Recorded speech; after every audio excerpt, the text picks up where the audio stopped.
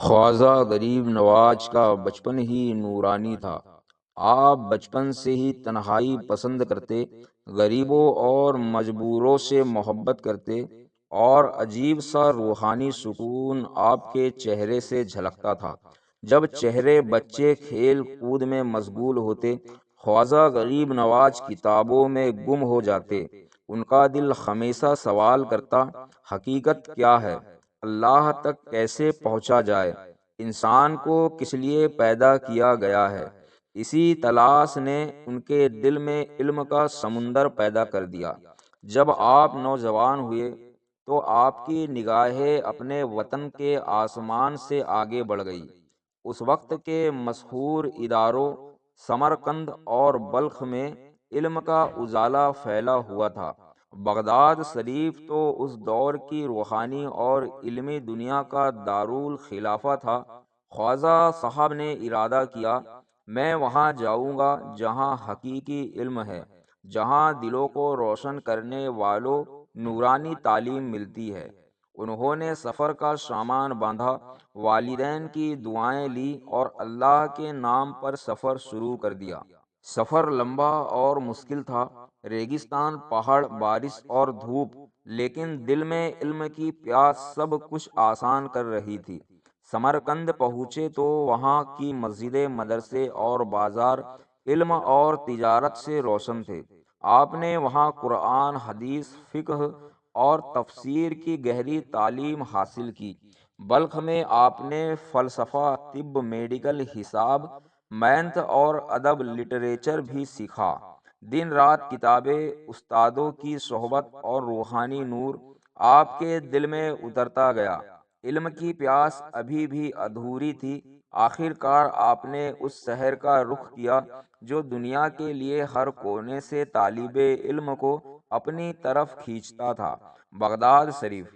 Baghdad اس وقت صرف علم کا شہر نہیں تھا بلکہ روحانیت کا بھی مرکز تھا۔ وہاں بڑے بڑے اولیاء اور شیخ رہتے تھے۔ خواجہ صاحب نے وہاں حضرت شیخ عثمان ہارونی رحمۃ اللہ علیہ کی صحبت پائی۔ یہی صحبت ان کی زندگی کا سب سے بڑا موڑ بنی۔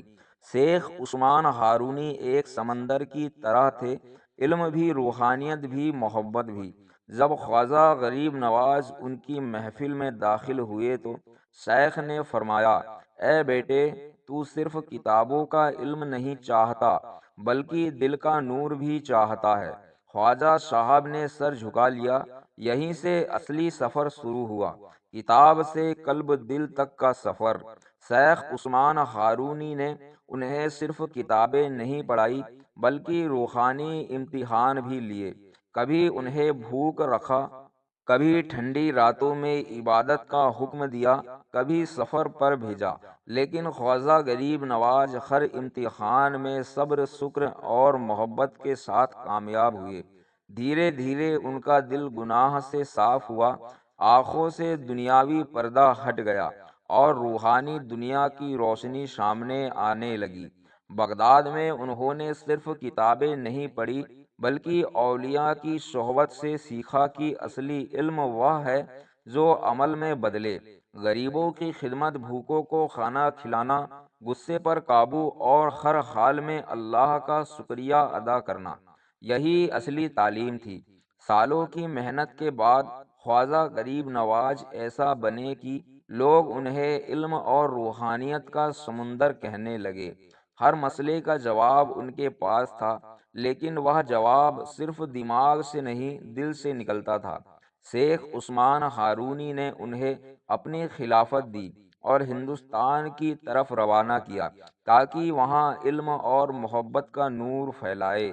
علم حاصل کرنے کا سفر اب پورا ہو چکا تھا، لیکن مقصد صرف اپنے لیے علم حاصل کرنا نہیں تھا بلکہ اس علم اور روحانی نور کو پوری دنیا میں پھیلانا تھا۔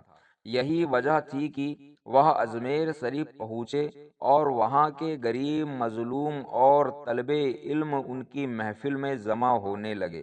خواجہ غریب نواز کی علم کی تلاش ہمیں یہ سکھاتی ہے کہ اصلی علم صرف کتابوں کا نہیں بلکہ دل اور عمل کا بھی ہوتا ہے۔ علم وہ ہے جو انسان کو اللہ کے قریب کر دے۔ علم اگر محبت اور خدمت کے ساتھ نہ ہو تو ادھورا ہے۔ ان کی زندگی ہمیں یہ پیغام دیتی ہے، علم حاصل کرو لیکن ان کے ساتھ دل کو بھی روشن کرو۔